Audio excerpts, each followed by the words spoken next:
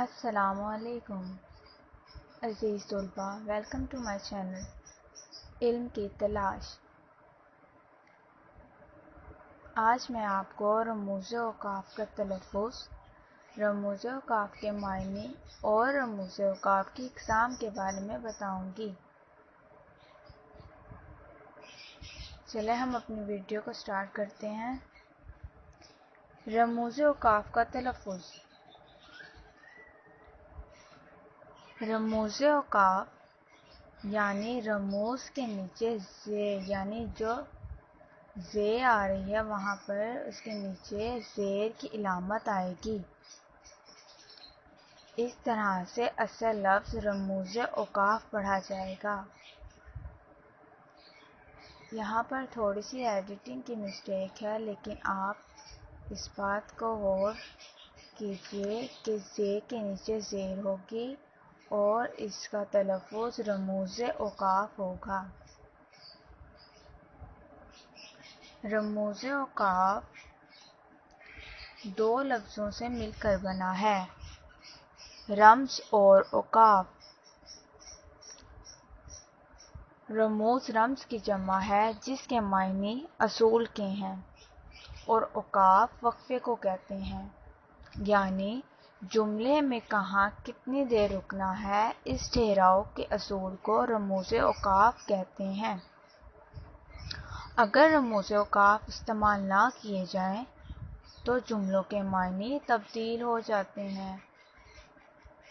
عزیز طلبہ، یہاں آپ غور کیجئے گا کہ اگر ہم رموز اوقاف اپنی باتوں میں استعمال نہ کریں یا اپنے جملوں میں استعمال نہ کریں تو ہمارے جملوں کے معنی تبدیل ہو جائیں گے۔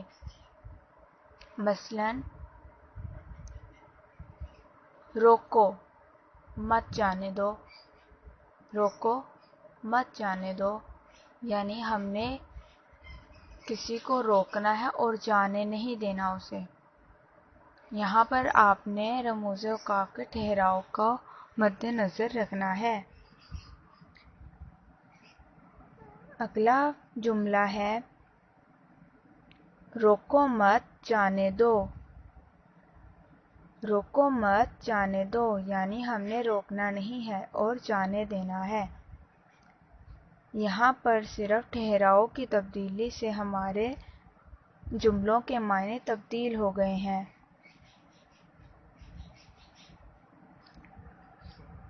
آگے ہم پڑھتے ہیں رموز اوقاف کی اقسام اور ان کے انگریزی نام۔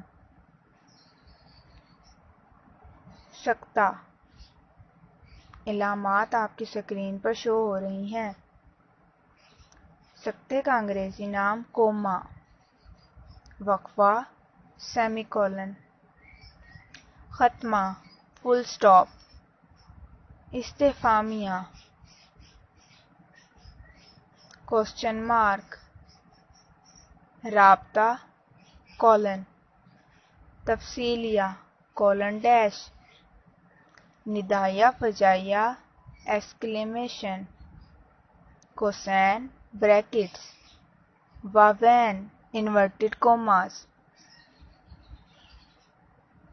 اب ہم ان اقسام کو تفصیل سے پڑھیں گے۔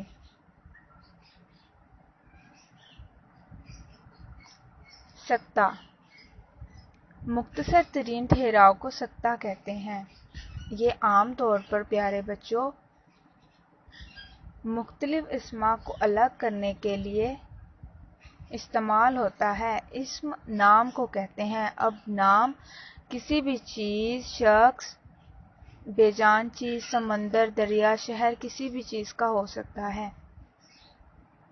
مثال کے طور پر امی آلو، مٹر، گوبھی اور گاجر لائیں۔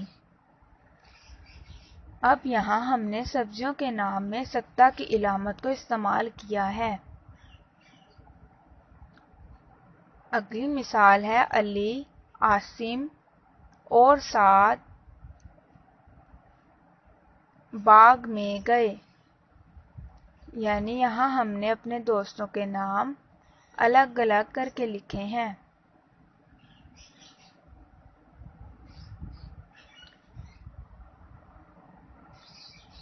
اگلی اقسام ہے وقفہ۔ چھوٹے چھوٹے جملوں کو جب ملا کر ایک بڑا جملہ بنایا جاتا ہے تو اس کے لیے وقفے کی علامت کو استعمال کیا جاتا ہے۔ مثلا شہد صحت مند غذا ہے، وقفہ کی علامت یہ لذیذ اور طاقتور ہے۔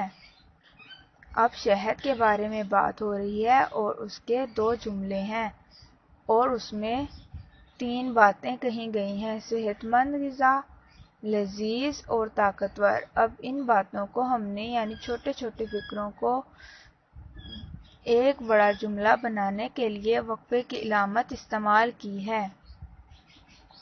اگلی مثال، میرے پاس ایک گلاس دودھ ہے، وقفہ کی علامت یہ ہڈیوں کے لیے فائدہ مند ہے۔ اب یہاں بھی ہم نے 2 جملوں کو وقفے کی مدد سے ملا کر ایک جملہ بنایا ہے۔ اگلی اقسام ہے ختمہ۔ پیارے بچوں، ختمہ کی علامت اس وقت استعمال کی جاتی ہے جب ہماری بات مکمل ہو جائے۔ مثلا یہ میری گڑیا ہے، یہاں ہماری بات مکمل ہوئی اور ہم نے ختمہ کی علامت لگا دی۔ اگلی مثال ہے یہ قلم آپ لے لو، یہاں بات ہماری مکمل ہوئی اور ہم نے یہاں بھی ختمہ کی علامت کو استعمال کیا۔ استفہامیہ۔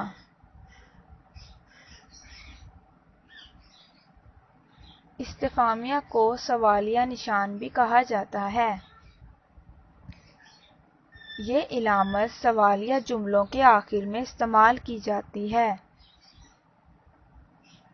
مثلا یہ کس کا قلم ہے؟ کیا میں یہاں بیٹھ سکتی ہوں؟ یہاں آپ کو سوالیہ نشان نظر آ رہے ہیں۔ اس سے واضح ہوتا ہے کہ سوالیہ فکروں کے آخر میں استفہامیہ کی علامت کو استعمال کیا جاتا ہے۔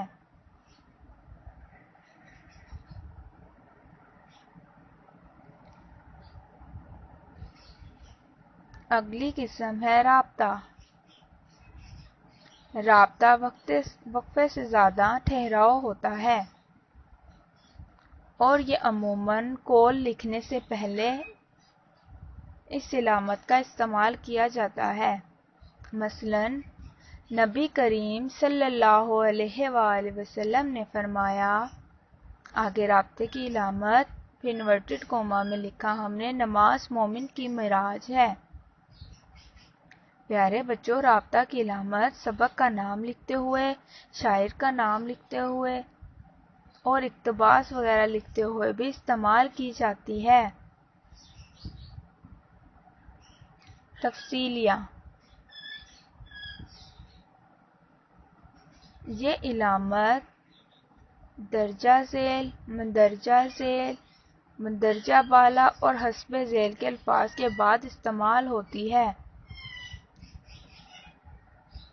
اور جس بھی بات کی تفصیل ہم نے دینی ہوتی ہے اس کے لیے ہم یہ علامت لکھتے ہیں۔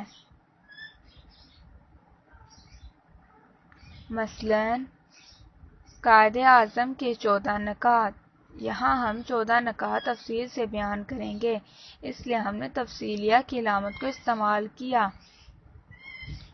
اگلی مثال ہے پاکستان کے 5 صوبے، یہاں ہم ہر صوبے کا نام تفصیل سے بیان کریں گے، اس لیے ہم نے تفصیلیہ کی علامت کو استعمال کیا۔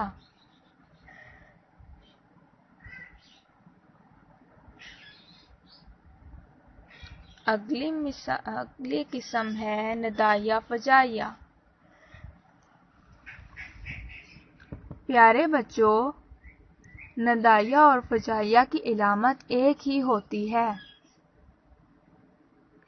جب یہ علامت خوشی کے اظہار کے لیے استعمال ہو تو یہ ندائیہ کہلاتی ہے، اور جب یہ علامت کسی غم کے اظہار کے لیے استعمال ہو تو یہ فجائیہ کہلاتی ہے۔ مثلاً واہ کیک آیا۔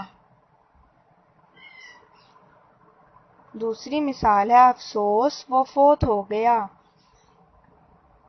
علامت ایک ہی استعمال ہوئی ہے دونوں جملوں میں، لیکن اوپر والا جملہ خوشی کا تاثر کا اظہار کر رہا ہے، اس لیے اسے ندائیہ کی علامت پڑھیں گے۔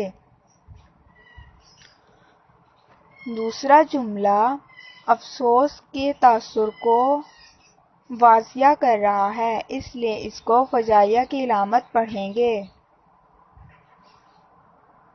کوسین۔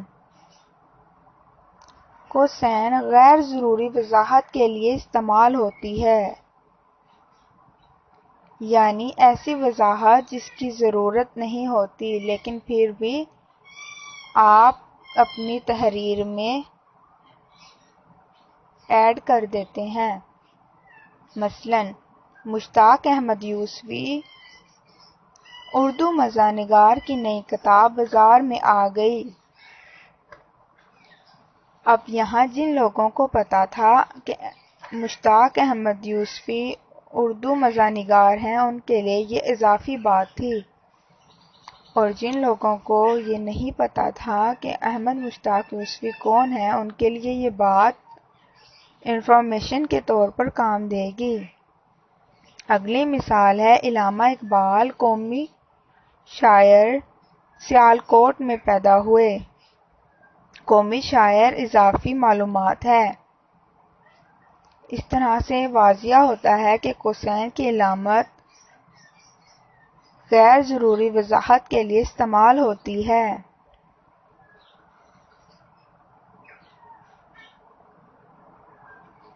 واوین۔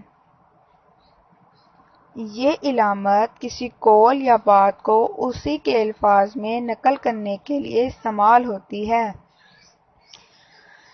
یعنی جب بھی آپ کسی کی بات ہو بہو بیان کریں اور اس میں اپنے الفاظ کی رد و بدل نہ کریں تب ہم واوین کی علامت کو استعمال کرتے ہیں۔ مثلاً نبی کریم صلی اللہ علیہ وآلہ وسلم نے فرمایا، واوین کی علامت نماز مومن کی معراج ہے، یعنی ہم نے یہاں رسول پاک صلی اللہ علیہ وآلہ وسلم کی بات کو بغیر رد و بدل کیے بیان کیا ہے، اس لیے ہم نے انورٹڈ کوما کی علامت کو استعمال کیا۔ اگلی مثال ہے قرآن پاک میں ارشاد ہے انورٹڈ کوما یعنی واوین کی علامت اللہ صبر کرنے والوں کے ساتھ ہے۔ پیارے بچوں، یہاں ہم نے قرآن پاک میں اللہ تعالیٰ کا ارشاد بغیر رد و بدل کیے بیان کیا ہے، اس لیے ہم نے یہاں واوین کی علامت کو استعمال کیا ہے۔ امید کرتی ہوں کہ آپ کو بہت آسانی سے آج کی تمام رموز اوقاف کا تلفظ، رموز اوقاف کے معنی، رموز اوقاف کی اقسام اچھے سے سمجھ آ گئی ہوں گی۔ اگر میری ویڈیو آپ کو پسند آئی ہے تو لائک اینڈ سبسکرائب ضرور کیجیے گا۔ اللہ نگہبان۔ اللہ حافظ۔